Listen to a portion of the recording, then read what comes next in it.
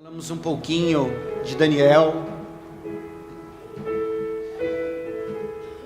e que culmina nesta palavra que nós estamos aqui agora lendo essa noite, que nós vamos ler esta noite. E eu creio que você não só criará temor ao seu coração, criará respeito à sua vida diante de Deus, porque é necessário que nós cresçamos, é necessário que nós aprendamos desta palavra de uma maneira especial, única, de uma maneira na qual a gente cresça realmente. Então nós temos estudado os últimos dias. Quais são os últimos dias? Aonde estão os últimos dias? Então eu gostaria que você acompanhasse atentamente comigo a partir do verso 1 do capítulo 24 de Mateus, que você realmente entendesse aonde estamos, como estamos, e qual é o momento em que vivemos a palavra de Deus nessa hora. Amém? Evangelho de Mateus, capítulo 24, verso 1, diz assim: E quando Jesus ia saindo do templo, aproximaram-se dele os seus discípulos para lhe mostrarem a estrutura do templo. Jesus, porém, lhes disse: Não vedes tudo isto? Em verdade vos digo que não ficará aqui pedra sobre pedra que não seja derribada. E estando assentado no Monte das Oliveiras, chegaram-se a ele os seus discípulos, em particular dizendo: Dize-nos quando serão estas coisas? E que sinal haverá da tua vinda e do fim do mundo? E Jesus respondendo disse-lhes: Acautelai-vos, que ninguém vos engane, porque muitos virão em meu nome, dizendo: Eu sou o Cristo, e enganarão a muitos. E ouvireis de guerras, e ouvireis de guerras e de rumores de guerras. Olhai, não vos assusteis, porque é mister que isso tudo aconteça, mas ainda não é o fim. Porque se levantará nação contra nação, e reino contra reino, e haverá fomes e pestes e terremotos em vários lugares. Mas todas essas coisas são o princípio das dores. Então vos hão de entregar para seres atormentados, e matar-vos-ão, e sereis odiados de todas as gentes, por causa do meu nome.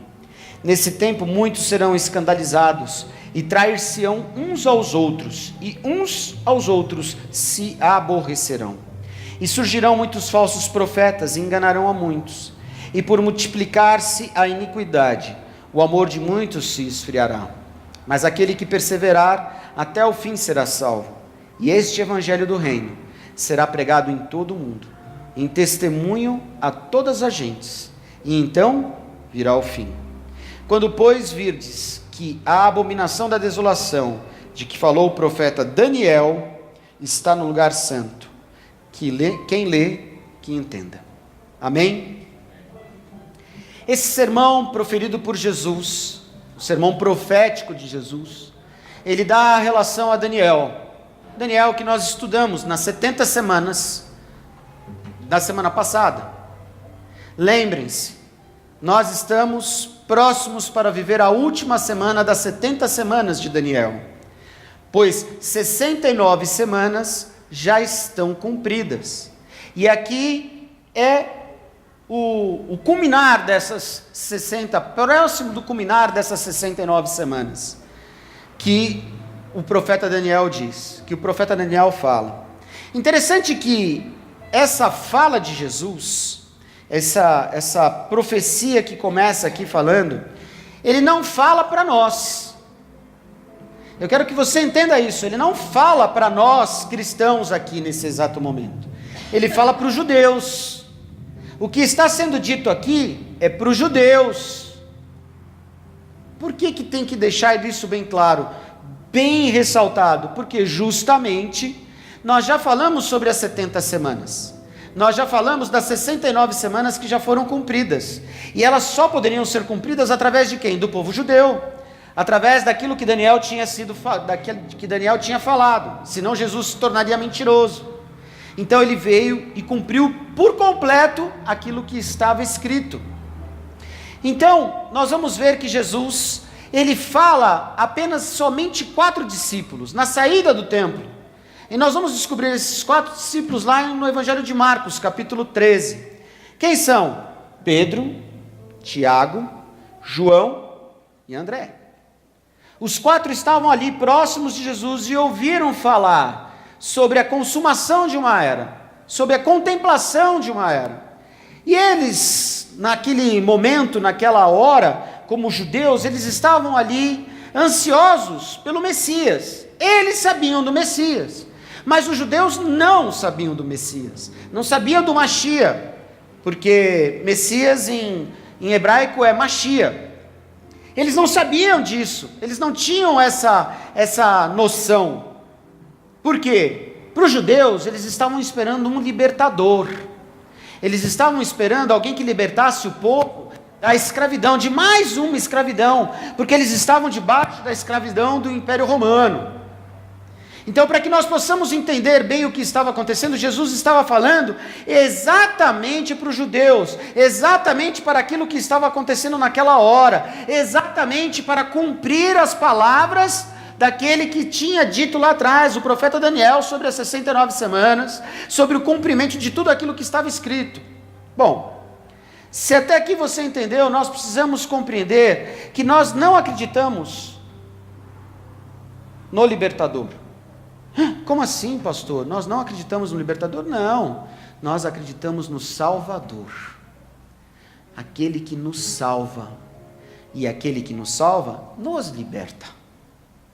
O povo judeu estava esperando um libertador, mas não o que salvasse, apenas que os libertasse, porque eles já se consideravam o povo escolhido de Deus, então eles já se consideravam salvos, eles estavam esperando um libertador.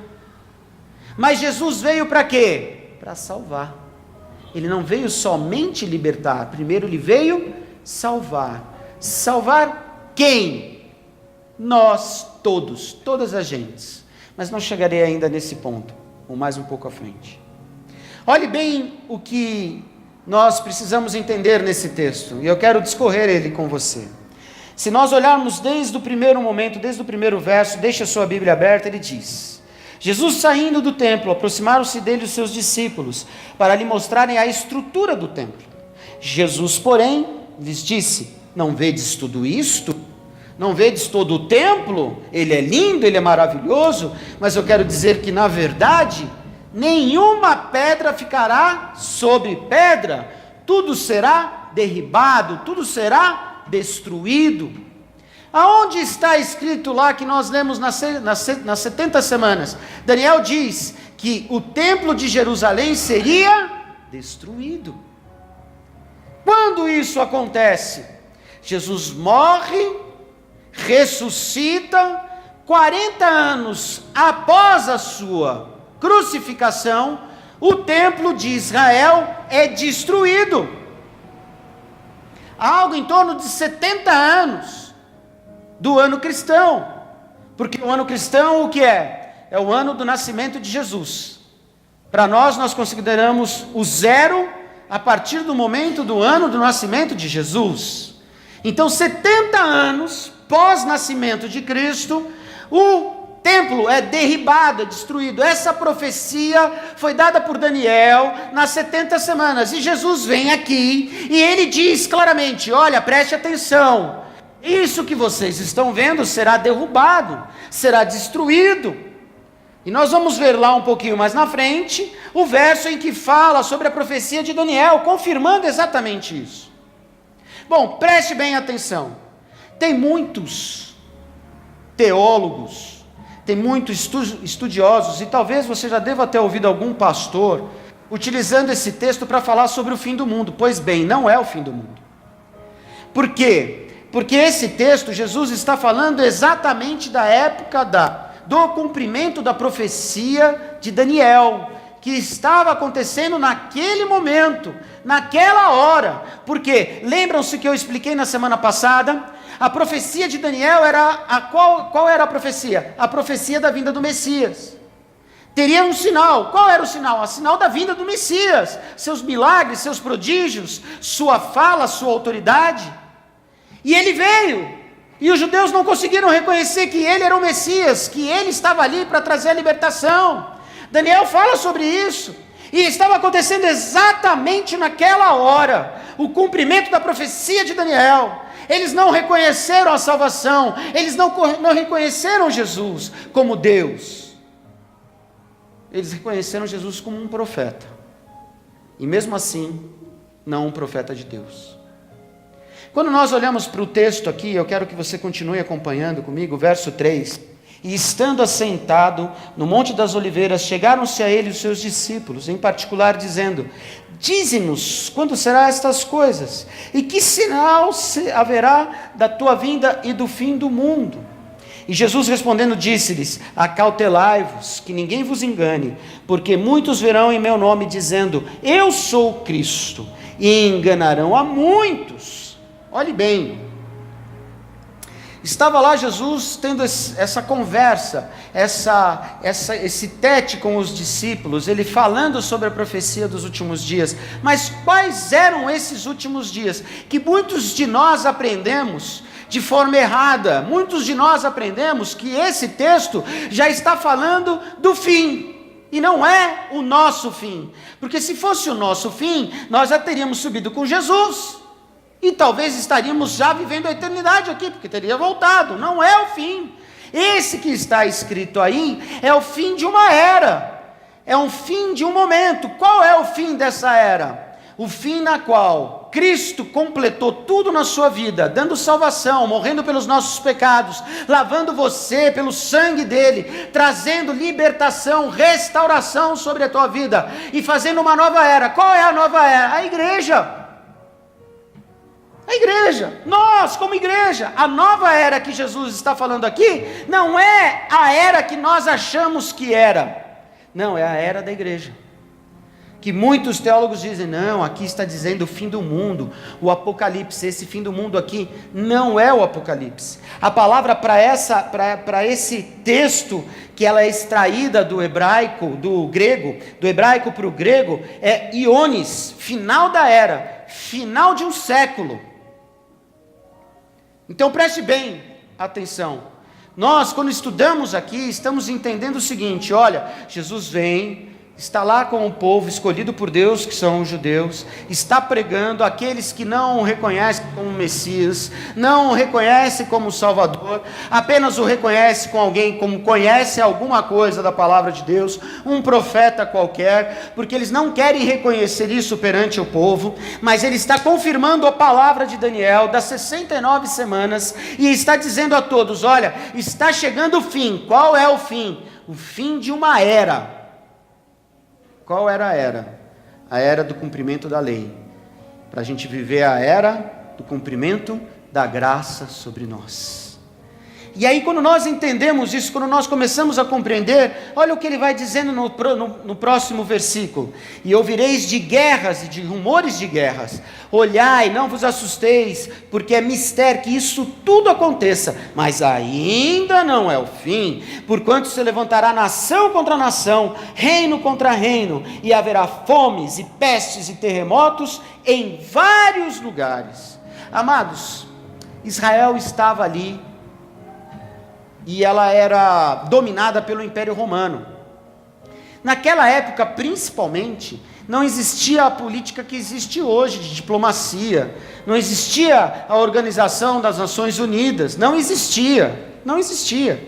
Então, como é que o Império Romano se prevalecia? Se prevalecia pelas guerras. Para defender os seus limites, eram guerras. E quando um povo o ameaçava, ouvia-se os rumores de guerra.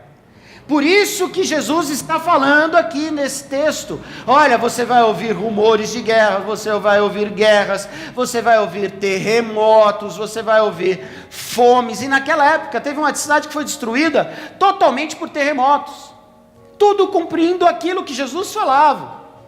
Por quê? Porque era o momento em que o povo de Deus estava vivendo. Era um momento que aquela era precisava acabar, era um momento que aquela era estava no fim. E aí no verso 8, nós vamos ver ele falando sobre o quê? Mas todas essas coisas são o princípio das dores. Então, começa a ter um princípio no qual os judeus iam passar difíceis, complicados, E nós vamos entender isso nos próximos versos, do que eles estavam vivendo e estavam por vir e iam viver. Por quê? O templo estava construído, o templo estava ali, o templo estava de pé. E aí, nós olhamos para tudo aquilo que Jesus falava, no cumprimento da palavra de Daniel, para que nós entendêssemos cada passo que estava sendo dito, cada passo que estava sendo cumprido. Eu estou falando isso para que você entenda que as 69 semanas de Daniel já estão cumpridas, já aconteceram, e falta uma semana. Qual é essa semana que Daniel fala? A grande tribulação. Mas olhe para mim, amados, por acaso nós não vivemos a tribulação? Sim ou não? Sim. Nós não estamos em tribulação? Estamos no mundo, somos estrangeiros, estamos em tribulação. Só que haverá uma grande tribulação. Jesus diz numa fala sua, olha, no mundo tereis aflições. Tem textos que diz tribulações. Nós estamos no meio dela. Nós estamos no meio de certas situações. Até tem muitos pastores que dizem que a gente já está vivendo uma grande tribulação. Mas não é a grande tribulação que a Bíblia nos fala que nós vamos ter lá na frente. Nós estamos vivendo uma tribulação terrível. Por quê? Porque o mundo jaz no maligno. Preste atenção numa coisa que eu quero dizer a vocês, amados. Quando nós olhamos aí da pena, quando nós olhamos essas coisas que estão acontecendo hoje, estupro coletivo, policial matando jovem, a paulada na cabeça, as coisas acontecendo, o guarda municipal que foi morto a tiro, não é isso? Ele tomou um tiro na cabeça também, não foi? Numa emboscada, que absurdo, não é? Mas deixa eu dar uma notícia para vocês, isso é ser humano. O ser humano é isso, acabou. O ser humano é isso que nós olhamos. Às vezes a gente fica aterrorizado, às vezes a gente fica temeroso, e a gente fala, meu Deus, como é que pode isso acontecer? Não é como é que pode, amado, deixa eu explicar uma coisa para você. O que está acontecendo simplesmente é aquilo que é a realidade de nós, como somos seres humanos. Ser humano é isso que você está vendo aí fora. Ser humano é essa desgraça, justamente essa palavra. Você já entendeu o que é uma palavra desgraça? Fora da graça. É terrível isso, viver fora da graça. Você chamar alguém de desgraçado é pior do que você chegar a ele com os outros palavrões que existem por aí fora. Porque ser desgraçado é ser fora da graça de Deus. Isso é terrível. Quando eu olho para isso, quando eu começo a entender isso, quando eu começo a compreender estas coisas, eu vejo que já começou, seriamente, o princípio das dores. Pastor, nós podemos utilizar isso para nós hoje? Sim. Não existem rumores de guerra hoje, não existem terremotos hoje, não existem tsunamis hoje, não existem as coisas acontecendo hoje, existem as coisas acontecendo, e elas vão continuar acontecendo. Por que elas vão continuar acontecendo? Porque estamos num mundo que jaz no maligno, num mundo no qual já está determinado o seu fim, num mundo no qual já está determinado aquilo que vai acontecer com ele, inclusive com o príncipe deste mundo. Mas nós que estamos aqui nessa noite, temos que entender que estamos vivendo esse período entre a 69ª semana e a 70, como é que fala a 70ª semana? 70ª, me ajuda. 70ª, é isso? Muito obrigado, Kirklevski, tá vendo? Às vezes dá uma, né? 70ª semana, nós estamos juntos nessa, e sabe por que nós estamos aqui? Porque é a era da igreja, nós somos a era da igreja do Senhor nessa terra, e se nós somos a era do Senhor da igreja nessa terra, temos que ser igreja, não podemos mais ser esse Zé Povinho, que não faz diferença em nada, para nada. Amados, você acha, outro dia chegaram para mim e perguntaram, pastor, por que às vezes no domingo à noite tem muito menos pessoas do que no domingo de manhã? Porque tem gente que gosta mais de vir no domingo de manhã do que no domingo à noite. Isso é uma coisa que a igreja criou. Nós temos que criar uma forma de ter mais gente no domingo à noite, trazer mais pessoas para Jesus que gostam de vir domingo à noite. Não é? Tem um monte de igreja aí que adotou, por exemplo, só o domingo de manhã e não tem mais culto no domingo à noite. Tem gente que só tem culto no domingo à noite e não tem culto no domingo de manhã. Dou um exemplo disso.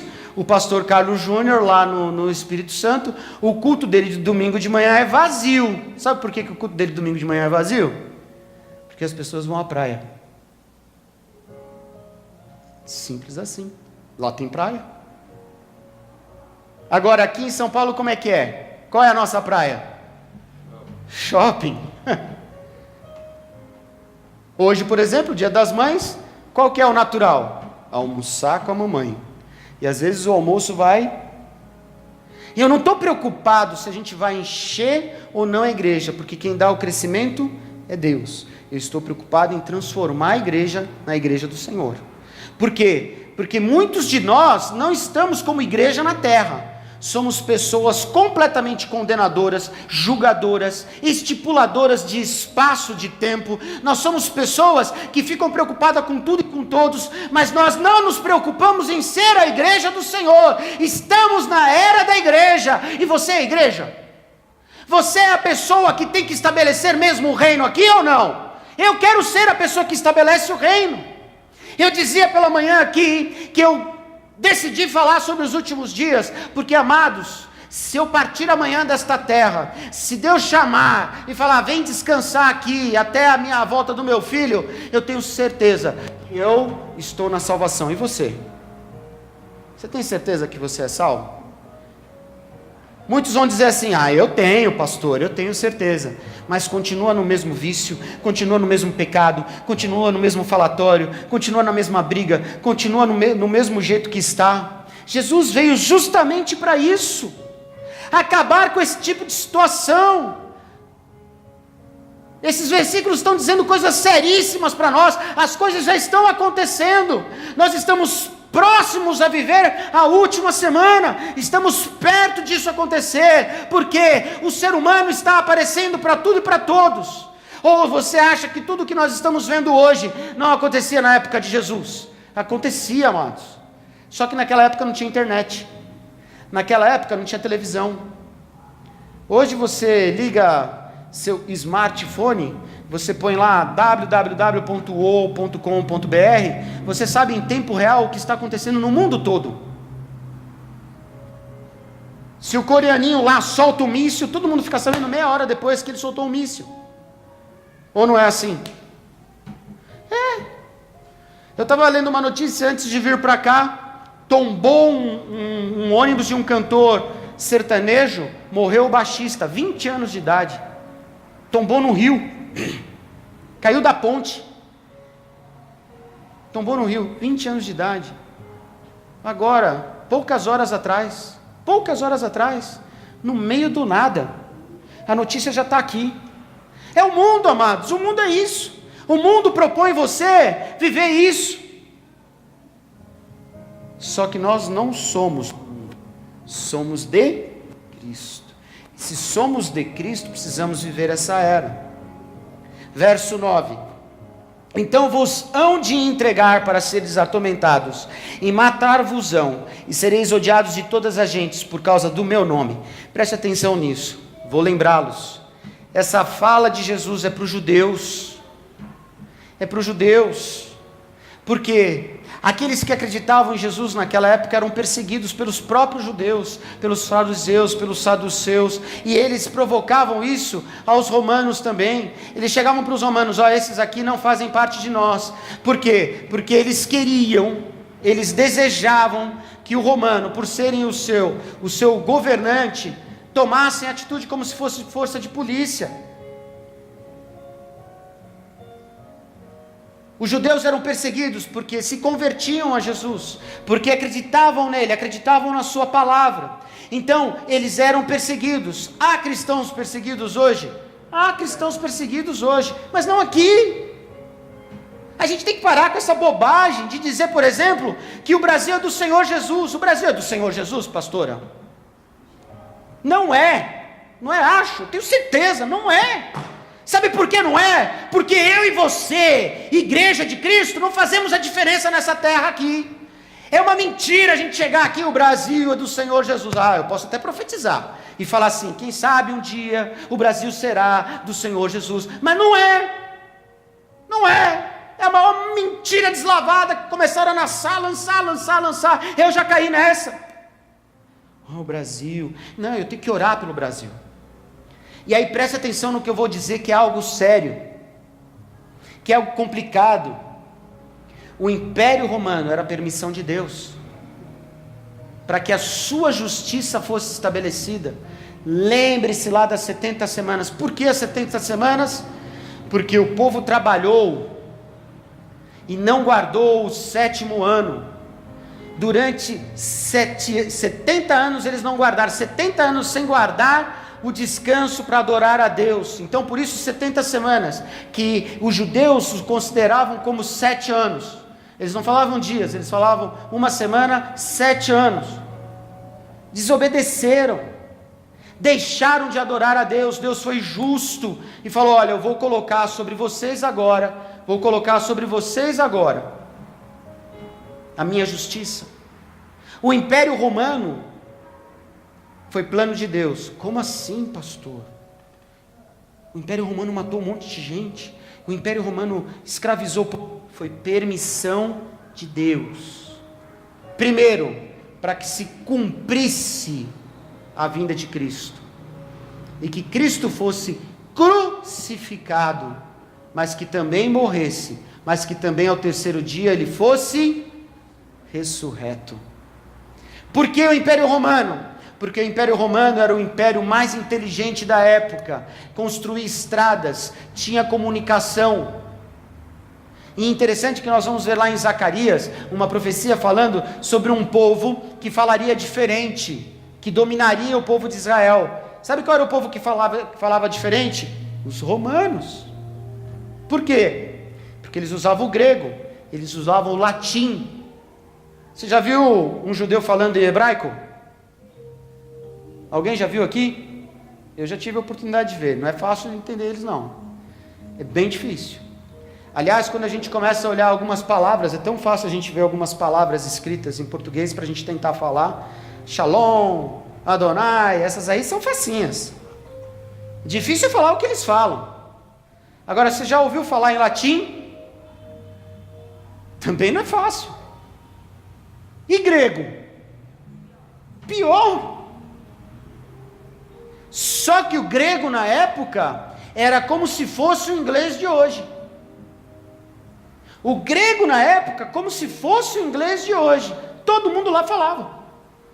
Porque era a língua entre os povos que estavam debaixo do Império Romano para se comunicar. Então os gregos deram essa contribuição, o Império Romano tomou para si isso, se tornou a língua, inclusive escrita do Novo Testamento, e a facilidade de levar a palavra adiante, porque era necessário que a palavra fosse levada. Tanto é que Jesus morre, os discípulos saem para pregar, e há uma facilidade incrível da pregação da palavra de Deus. Por quê? Porque existiam as estradas romanas, porque existia a mesma língua universal, por onde o apóstolo Paulo falava e lia e dizia sobre Jesus, era em grego, seja qual for a cidade que ele passava. Éfeso, Tessalônica, todos os lugares, eram línguas diferentes, porém quando ele chegava lá, ele falava em grego, todo mundo entendia, e todo mundo entendia que Jesus Cristo era o Senhor e Salvador.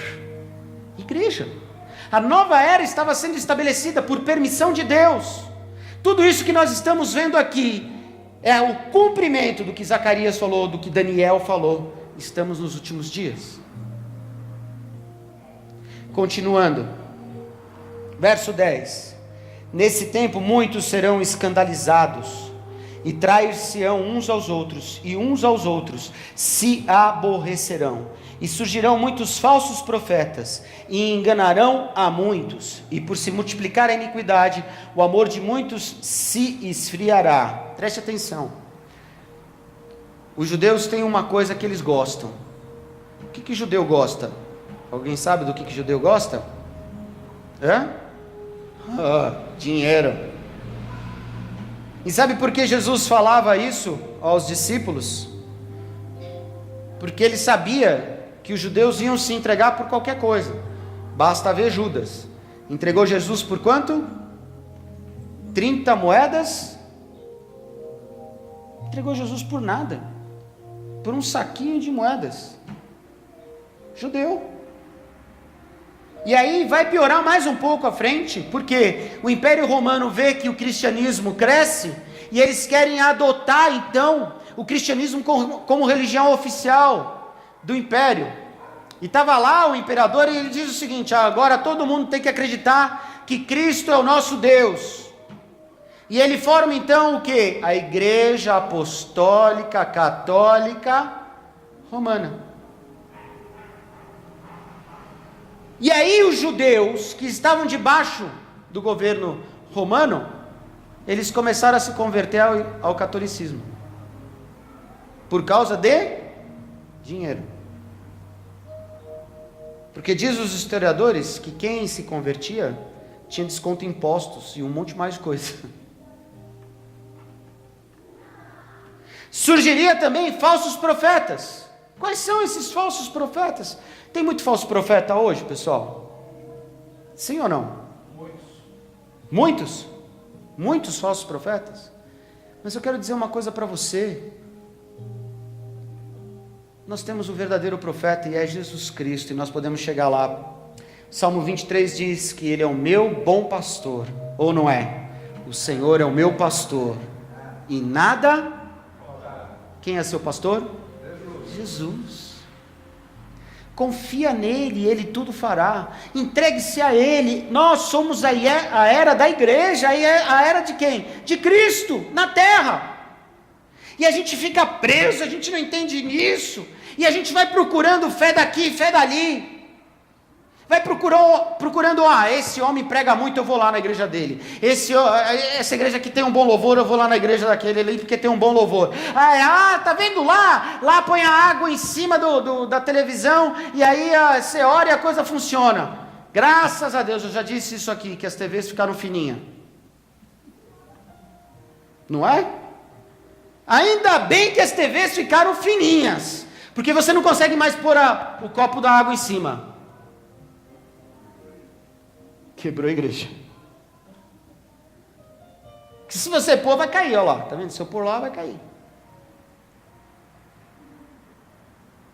Porque a gente quer tocar, a gente quer ver. Como é que a gente pode declarar que o Brasil é do Senhor Jesus Cristo, se a gente é o tipo do povo idólatra? Povo que vai atrás de falsos profetas.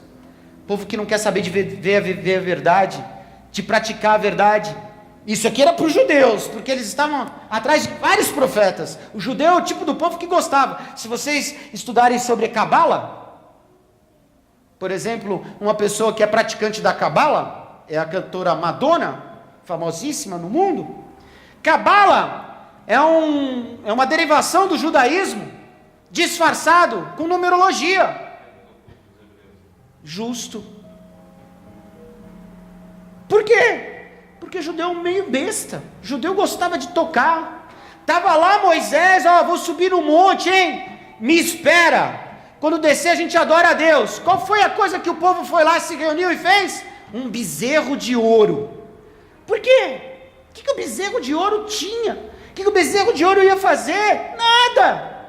Mas surgia lá no meio falsos para nós precisamos arrumar algo para a gente acreditar. Do jeito que está, não dá. Não é assim que a gente faz? A gente quer sempre arrumar alguma coisa para acreditar. Eu não quero que você acredite em mim. Eu quero que você acredite na palavra que está sendo dita aqui, porque é ela que nos liberta. O que diz lá o primeiro capítulo de João: e o verbo se fez carne e habitou entre nós. Quem é o verbo? Quem é o verbo? Jesus. E o que é o verbo? A palavra. A palavra. Se ele habitou entre nós, ele já está dizendo isso, e quanto mais nós procuramos esse tipo de coisa, o que vai acontecer? O amor de muitos se esfriará. Vamos ser sinceros, pessoal. Não sei você, mas não é perceptível que o amor esfriou?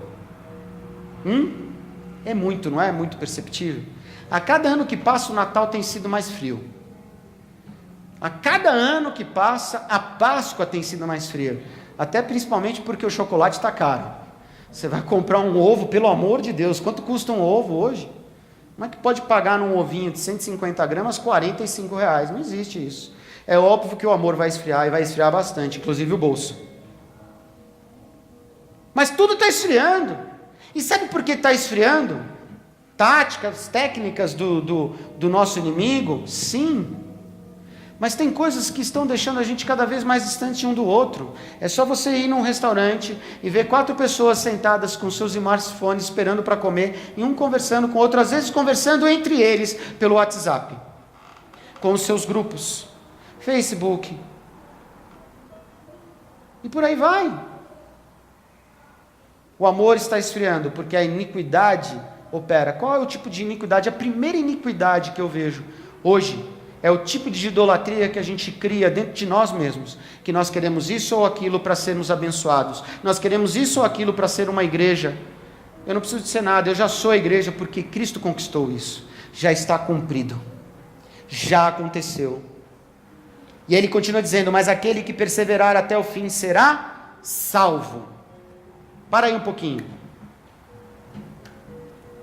Você tem que ser salvo do quê? De quem? Hein? Salvo do quê você tem que ser? Diz para mim. Ah, pastor, eu tenho que ser salvo do pecado.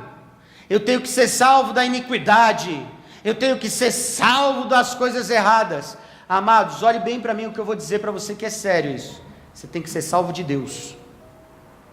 Como assim ser salvo de Deus? É ser salvo de Deus. Porque se Deus usasse a sua justiça, não seríamos salvos. Nós somos salvos dele, pela justiça dele, pela graça dele. Ele nos deu condição, pela sua misericórdia, de sermos salvos. Salvo dele, porque culpados já somos, destruídos já somos, pecadores já somos. Salvos de quem? Da justiça de Deus. Eu sou salvo porque Deus me amou. Eu sou salvo porque eu creio que Ele fez tudo isso para que nós pudéssemos ter um encontro real com Ele. Através do quê? Da sua graça, através de Cristo. Temos que perseverar. O judeu acreditou? Não. O judeu se perdia no meio do caminho. O judeu não queria mais. O judeu não andava mais. Vivia sempre nas suas idolatrias, como sempre foi. Mas preste atenção, meus amados. E este evangelho do reino será pregado em todo o mundo, em testemunho a todas as gentes. E então verá o fim. Qual é o fim? No ano 70, o general Tito, ele cerca a cidade de Jerusalém por 3 anos. 3 anos. 1 milhão de judeus morreram. 1 milhão. 1 milhão naquela época era muito. 1 milhão de judeus morreram. Tito entra e faz o quê? Derruba o templo. Chega o fim de uma era. A era da igreja começa a partir do momento em que os discípulos estavam lá em Pentecostes, no dia do Pentecostes, e começam a se espalhar. Há uma dispersão, porque aqui começa a dispersão do povo judeu. 70 anos, com o derrubar do templo, a dispersão, a diáspora, como dizem, judaica, e os judeus se espalham pelo mundo. Só que eles deixaram de ser perseguidos? Não.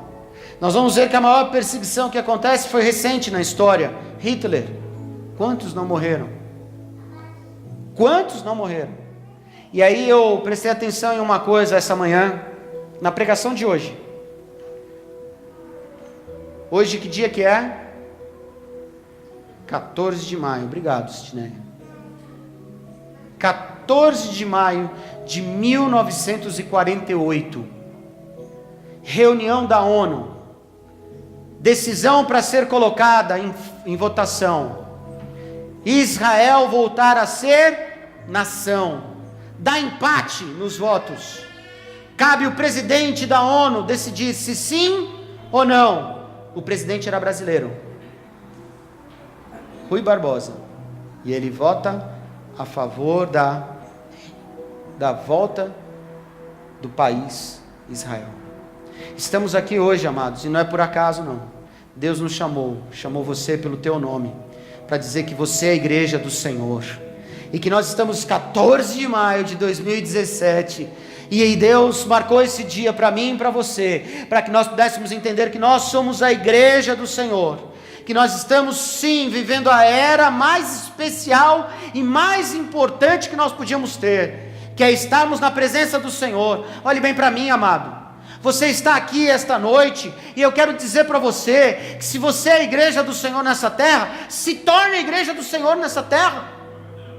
Para de ser o que você tem sido até agora, até esse exato momento, porque estamos nos últimos dias. Eu não sei qual é o tempo, eu não sei qual é a hora, eu não sei qual é o ano, qual é o mês, mas Ele está às portas. Nós vamos ver isso um pouco mais à frente. Ele está às portas, e nós estamos aqui arraigados no nosso vício, no nosso pecado, no nosso erro. Eu quero dizer uma coisa para você: Deus está dando uma oportunidade para nós sairmos daqui restaurados nessa noite, porque vamos participar do corpo do Senhor. Isso aqui, amados, é um grande símbolo, é um sacramento, que nós lembramos do que Jesus fez nesse texto. Olha, preste atenção, vai chegar a hora do fim, vai chegar, mas eu deixei algo para lembrar vocês. Ah, pastor, eu posso tomar a ceia? Você pode tomar do jeito que você quiser a ceia. Ah, mas pastor, a Bíblia diz lá que a ceia, se eu tomar errado, eu vou ser condenado. Sim, se tomar errado, não é que você vai ser condenado, você já é condenado se você não viver pela graça. Você já é condenado. Você é um ser humano, só que Cristo nos deu a condição de sermos salvos. Quando eu tomar a ceia do Senhor, eu quero dizer para você que você era um caído, mas Deus o levanta. Deus o levanta nessa noite. Deus restaura a sua força e o seu ânimo. Que Deus levante você nessa noite. Que Deus levante você nessa noite. Que Deus levante a sua alma perante a Ele no ânimo. Que Deus dê graça, que Deus dê sabedoria. Prazer, Paulo. Mateus, falei de você hoje. Que Deus levante a sua vida hoje. Que Deus levante o caído, o triste, o oprimido, o doente. Que haja a cura, que haja a transformação.